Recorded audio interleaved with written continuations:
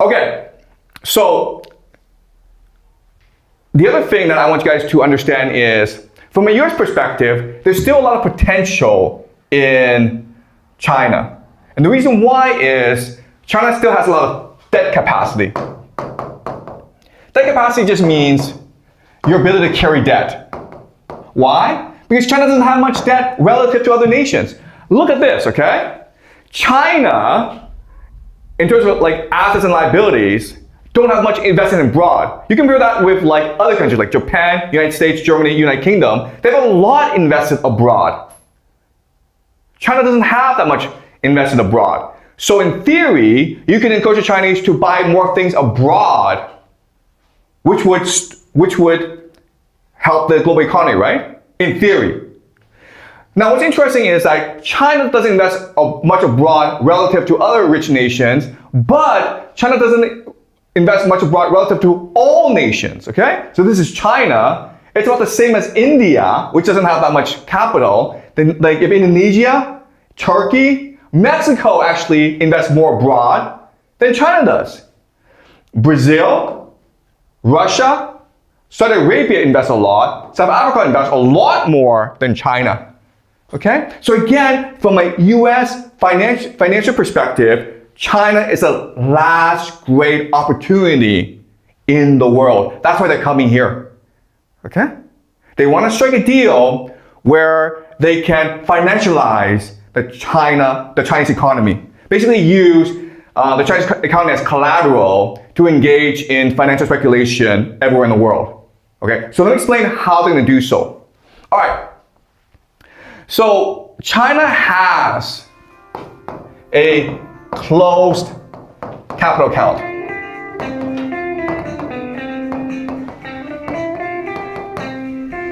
Why do you have a closed capital account? Because you know for a fact that if you open it, Chinese take the RMB and convert it all into US dollars. All right? And that causes your economy to collapse, your bank system to collapse. So what's the solution here? Okay, first of all, what we need to understand something, and this is like really important for you guys to appreciate. Banks create money out of thin air. Okay? Money is just an illusion. So the example is, let's just say you're a depositor and you put $1 million into a bank. Okay? And the way the bank makes money is by lending to entrepreneurs, right? So you then, as a bank, you give $1 million a loan to a restaurant entrepreneur. Okay? And this is how banks work. And you think that, okay, well, if the deposit put $1 million in the bank then loans it to the restaurant entrepreneur, then in theory, the bank should have zero in the bank, right? No. The bank now has $2 million. Okay? The banks are allowed, according to accounting, they're allowed to create money every time they issue a loan. So not only they keep that $1 million from the depositor, but they also are able to print $1 million to give to the restaurant entrepreneur. Does that make sense to you guys? Okay. Do you guys want to know why this is the case? Okay, I'll tell you anyway, okay? All right. Okay. So before, what were banks? Banks were just merchants, okay? A merchant alliance. Why? Because merchants needed capital in order to trade. So they came together and they created their own bank. Okay, so they were an alliance. And so what merchants would do is basically deposit their gold into this alliance so that it can be distributed elsewhere. Okay? Now the problem with gold is that it's heavy, it's hard to transport. It's also dangerous because you're pirates, okay? So the way that they use gold in order to create exchanges, in order to create business, is they use receipts. Receipts. Or contracts. So rather than me give you the gold physically, I just give you a piece of paper saying that I guarantee that this paper can be redeemed for gold at my bank. Okay, does that make sense? All right, and then you have to keep track of these exchanges. So they create something called double entry bookkeeping, which is basically assets and liabilities. Okay? And that's double entry bookkeeping, something that we still use today. So let's just say I have $1 million in gold. Okay? Well, that's easy. I just put it into assets, right? Okay? Then someone comes and says, I need to borrow $1 million of gold. I'm like, fine, I'll give you a receipt for it. Now the problem, my problem is, do I put the receipt in liabilities or assets? Assets, of course, right? And that's how the system works. And so it's a system we still use today. That's why banks are allowed to create money out of thin air, because of double entry bookkeeping. Okay, are you guys clear about this? Yeah? Is it because that the banks have powers to print money when they make loans, or because I think like if some people deposit their money into the bank and the bank need to give it back, it might be like into the liability. No, okay, all right. You don't understand what's going on. Okay, all right. Listen, it's not that hard. Okay, I have gold. I put the gold into the bank. People come to borrow the gold, right? Then I give a paper saying this is gold. Basically, it's money. Okay, money. Okay, is this money a debt or a liability? It doesn't make sense. It doesn't make sense as a liability because I don't owe that thing. Okay? And the fact that I can use this money in order to create more money means it's an asset. Okay? Does that make sense? All right. So now this becomes the basis of the global banking system. All right. So let me show you how. All right. So what happens is this. You have these banks. In America, in the world, they're private banks. They're run by private people who put all their money in the banks, okay? You have the US government. You have the government. Okay. The US government does not have any money. The US government wants to borrow money. The question then is like, how do you borrow money? If you borrow money from these banks individually, that's too hard, okay? So what happens is this. What happens is, in 1913, the banks got together and created something called the Federal Reserve. All right? Federal Reserve, it's not hard. It's just a cartel of private banks in America. Okay, do you understand? Now the US government can just work with the Federal Reserve and borrow money directly from the Federal Reserve, which represents all the banks in America. Okay? So how does the US government borrow money from the Federal Reserve? It issues bonds, that's called US Treasuries. Okay? So the Federal Reserve can print money to buy US Treasuries, and then this money goes to the US government, and the US government can then pay for expenses. Okay, does that make sense? All right. Now, this system is fine. The problem is that the US government spends a lot of money. It fights wars, it wants to send man to the moon, it wants people to have a good life, okay? So today, America has $39 trillion in debt. And you're like, well, who cares? Well, the problem is this. The problem is the interest rate, which is about 5%. Okay? Because in order to get the Federal Reserve, these private banks, to lend you the money, you have to give them an interest rate. Otherwise, why would they lend you the money, right? Okay, so in other words, 5% means that the US government has to pay the Federal Reserve about $2 trillion a year. Where's it going to get $2 trillion a year? It has to borrow more money from the Federal Reserve. All right, so this system is really, really unstable. So now your problem is like, how do I solve this problem? You solve this problem by getting more people to buy US Treasuries. Okay, does that make sense? All right, so you can get governments to buy US treasuries, including the Chinese government, the Japanese government, the UK government, okay? And that's what's been happening. The problem is they only have a certain amount of money they can borrow. So how do you get rid of this problem? You get rid of this problem by getting more people to buy US treasuries. And who are these people? Everyone in the world. You, me, everyone in the world. Okay? This is what we call retail. So previously, it was only institutions that want to buy US treasuries. And what the strategy now is to get everyone to buy US treasuries. How? You create a new financial mechanism called stable coins. Okay, stable coins.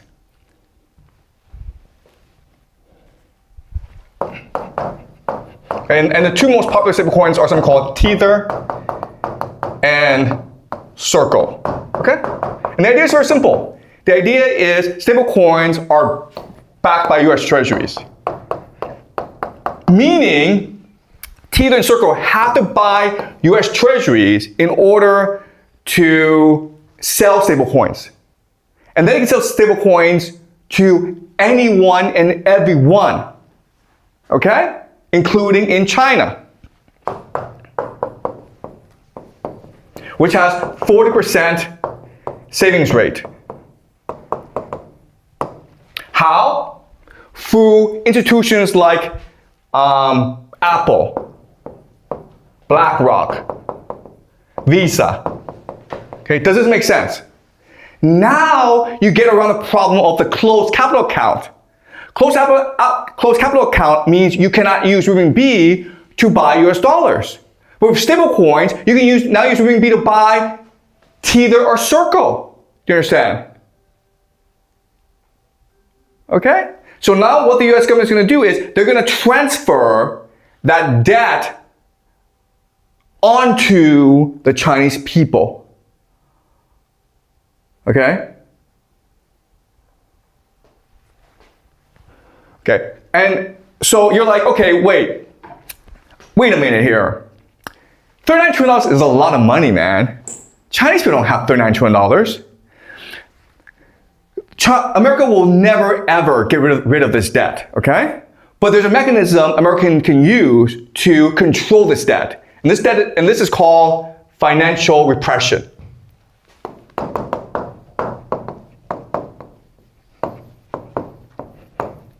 How does this work? Very simple. Okay, so US treasuries are at 5%, right? Really simple. I'm gonna make this 0%, guys. And you're like, wait a minute here. No, I don't understand this. If it's at 0%, I'm not gonna buy US treasuries. The solution is, I'll make you buy it, guys. Okay? I force you to buy it. How do I force you to buy it? By passing laws called the Genius Act and the Clarity Act, which compels stablecoins to use US treasuries as a basis of their digital currency. And again, remember, if you're Chinese, if you can keep renminbi at 5% a year or US dollar at 0% a year, what do you choose? You choose the US dollar at 0% a year. Does that make sense, guys? Okay? So that's the solution, financial repression, where I drop the interest rate of US treasuries to nothing, in which case inflation will destroy the debt over 50 years. And I force people to buy it by passing laws that force companies to back the digital currency with US treasuries. Forcing them to buy US treasuries. Does it make sense, guys? Okay? And why do they want to do this? Because now they can access a Chinese consumer. They can sell digital currency to Chinese consumers. That's the grand plan. Okay? And you're like, okay, wait a minute here. Why would China agree to such a stupid deal? Well, there are actually lots of reasons, okay? The first major reason is Taiwan. Okay, so again, The United States doesn't really need Taiwan. Taiwan is over here, and what Taiwan does that's very important for United States strategically is it blocks China from the Pacific. Okay, it's something called the first island chain. It's part of the first island chain. That's in the blue.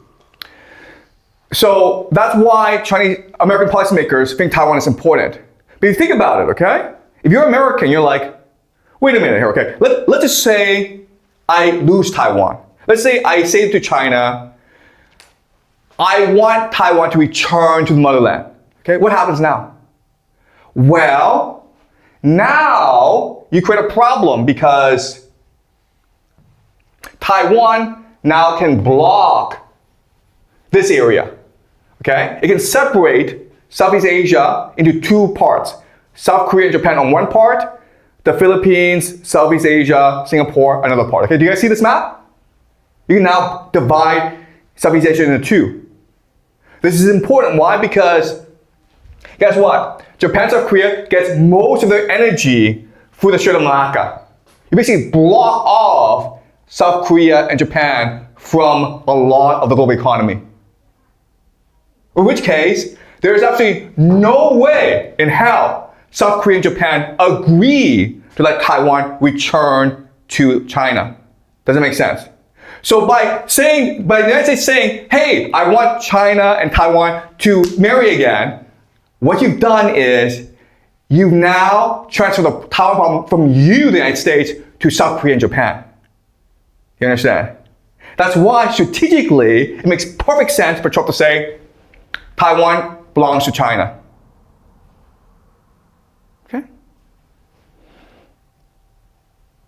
Okay, so Taiwan issue problem is solved.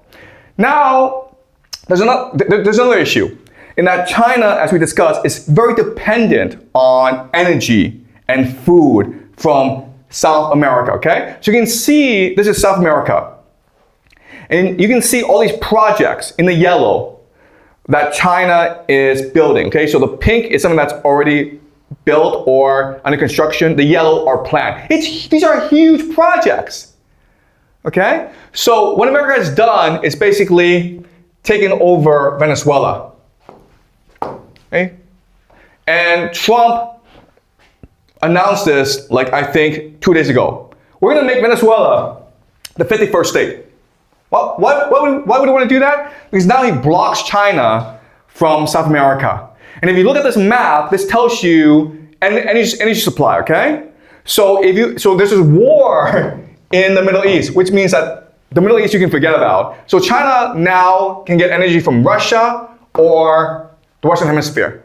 China doesn't want to depend entirely on Russia. China will buy more Russian oil, but it does not want to become entirely dependent on Russia. Also, Russia cannot actually meet all of China's energy needs, okay? So now China is forced to negotiate with the United States to have access to the Western Hemisphere.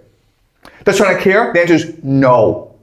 China only cares about stability and price, stability and cost. I wanted things at a fair price, and I want this to be a stable and predictable relationship. If I'm China, I would prefer if America control the entire Western Hemisphere, because now I can just negotiate with one government as opposed to like all these other governments, many of whom are corrupt. Does that make sense, guys? So we're trying to agree to this? Absolutely. China has absolutely no problem with America controlling the Western Hemisphere if it means stability and cost are controlled. Okay? Does it make sense to you guys? Okay, yeah?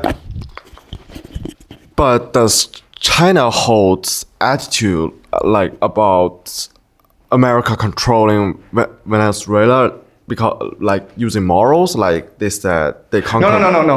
No. But will they do this? China doesn't care. Guys, don't talk about sovereignty, rights, morality in this class, okay? It's all game theory. I don't care about these things. Game theory is people are going to behave in their best interests. It's that simple. Okay? No morality, no human rights, no sovereignty. All right? Okay. So China doesn't care who controls Venezuela as long as it's a stable place where China can get cheap oil. Okay, does that make sense? Okay, all right, the last thing is AI.